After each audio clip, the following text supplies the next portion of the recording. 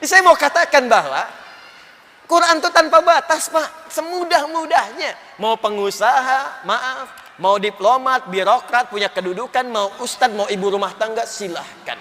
Aku mudahkan semudah-mudahnya. Yakin? Siap? Nah, kalau sudah siap, kalau sudah komitmen, maka motivasi awalnya kata Allah, mesti sesuai dengan tuntunan yang telah Allah tetapkan dalam Al-Quran. Jadi kalau Qurannya ingin jadi hudan, begini caranya. Karena nanti banyak orang menghafal Quran tapi nggak jadi hudan. Karena salah menghafal, Pak, Bu.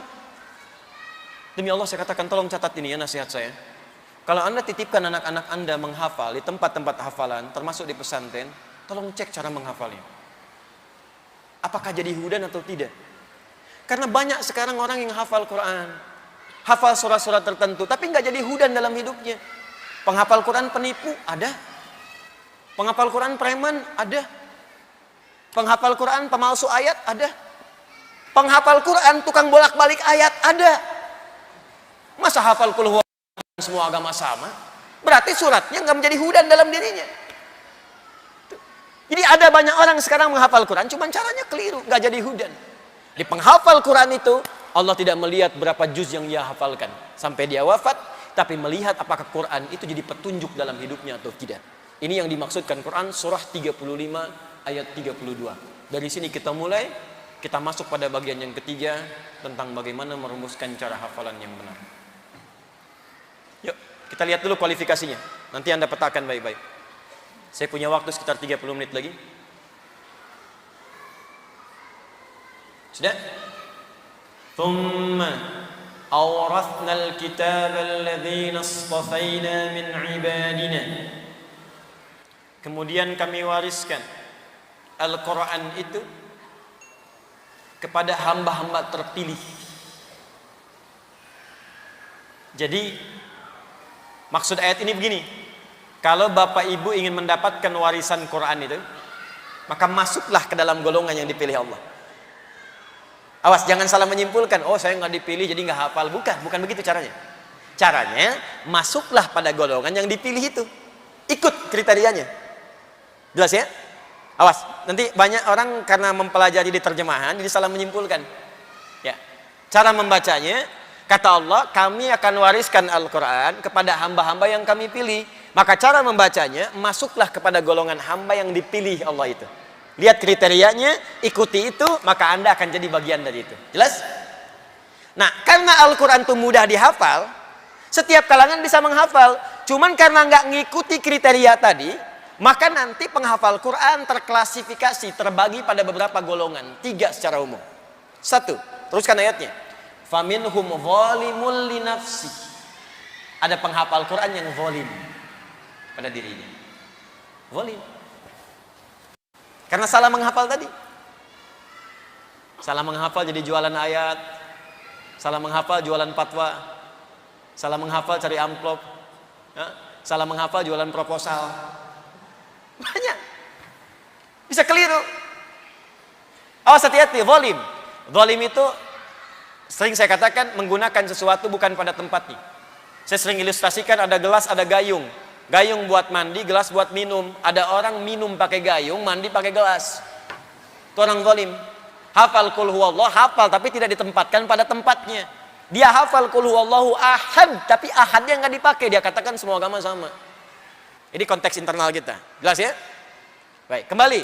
1. Yang kedua, wa minhum muqtasid. Wa minhum muqtasid. Ada orang yang paket hemat.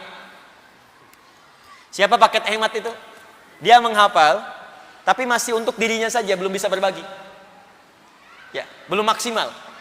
Cirinya begini, kadang mojok-mojok, pinggir masjid, deket tiang, bukan yang sekarang, bukan. Contoh. Terus ngulang murojaah, ngapalin, hafal dia.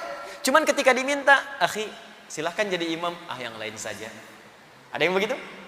Ditemukan. Ya, ada. Akhwat misalnya kan, buka, padahal hafal. Cuman belum bisa berbagi. Ajarin kita dong. Saya juga masih belum benar. Itu paket hemat untuk dirinya. Ya. Nah, yang paling bagus, Yang paling bagus, kalau paket hemat ini nanti ada tafsir mengatakan saling menutup aja. Belum konsisten, kadang maksiat, kadang enggak, kadang maksiat, kadang enggak. Jangan dikira penghafal Quran ada yang enggak maksiat. Ada yang maksiat. Ada, Pak. Bahkan ada penghafal Quran yang LGBT. Bukan saat LGBT menghafal Quran, bukan. Saat menghafal, cara menghafal dia salah gaul, salah lihat, terjebaklah pada komunitas itu. Menghafalnya sebelum itu ada. Saya pernah ngisi pengajian dengan kawan saya. Adalah nggak perlu saya sebutkan. Membahas tentang topik LGBT. Itu begitu selesai pengajian, ada yang menghubungi, ternyata sub 1 sampai 3 LGBT semua. Bukan yang ini, Pak. Beda. Tapi ketika menghubungi pengen berubah, itu yang saya senang. Nggak apa-apa. Berubah, tobat. Jangan dengarkan orang liberal, jauhi mereka. Anda memang fitrahnya homo, enak aja. Tidak, berubah. Kita rangkul. Maksud dirangkul gimana, Ustadz? Diajak balik. Ya, ajak balik, berubah. Tobat, kembalikan. Dan mereka punya hak untuk jadi manusia seutuhnya. Kembali. Yang paling hebat, ini ukurannya. Wa minhum sabiqum bil khairati biidznillah. Ahli Quran yang benar, kata Allah, bukan yang dia bangga dengan hafalan 30 juznya, bukan yang bergelar hafidh, tapi ahli Quran yang benar adalah ahli Quran yang cepat hafalan Qurannya, membimbing dia pada kebaikan. Sabiq, pionir, cepat. Jadi begitu hafal surat ini ada perubahan. Di ciri utamanya, Pak Bu, nanti lihat anak-anak kita ya, atau kita nanti akan menghafal. Kalau benar hafalan kita, maka seketika saat mulai menghafal akan merubah perilaku kita jadi baik. Karena Quran itu semuanya baik, maka kalau yang baik masuk ke lisan kita, yang kotor akan keluar. Itu sudah hukum. Kalau orang biasa baik, maka kotornya turun. Kalau orang biasa kotor, maaf, naiknya turun. Makanya kan mohon maaf, preman ketemu preman, gak ada assalamualaikum. Pemabuk ketemu pemabuk, assalamualaikum, salam. Di mana kita? Gak ada. Baik ketemu baik, kata-kata baik. Jelek ketemu jelek, kata-kata akan jelek. Jadi kalau Anda ingin jadi orang baik, sederhana, tinggalkan yang jelek jadi baik. Jadi baik. Itu yang dimaksud rumus iman di kitab Al-Bukhari itu, Kitabul Iman. Al-imanu yazidu wa yantaqis, yazidu bit ta'ah wa yantaqis bil maksiyah. Nah, ahli Quran beda, karena yang dihafalkan, yang dibaca, yang ditelaah semuanya baik, maka ketika masuk ke dalam lisannya, masuk ke kolbunya, maka yang kotor-kotor akan keluar. Makanya kalau Anda nanti mulai menghafal Quran, kata-kata masih kotor, nah, ini mungkin fase pengeluaran. Semua sampai jadi baik. Ya, tangan akan baik, kaki baik. Beda, Pak, lain. Wajahnya akan kelihatan enak dipandang. Nyaman. Ya, tenang bawaannya. Itu sudah mulai berbeda sekarang. Kalau dulu cepat marah, sekarang melihat Allah sudah menetapkan demikian. Alhamdulillah hujan.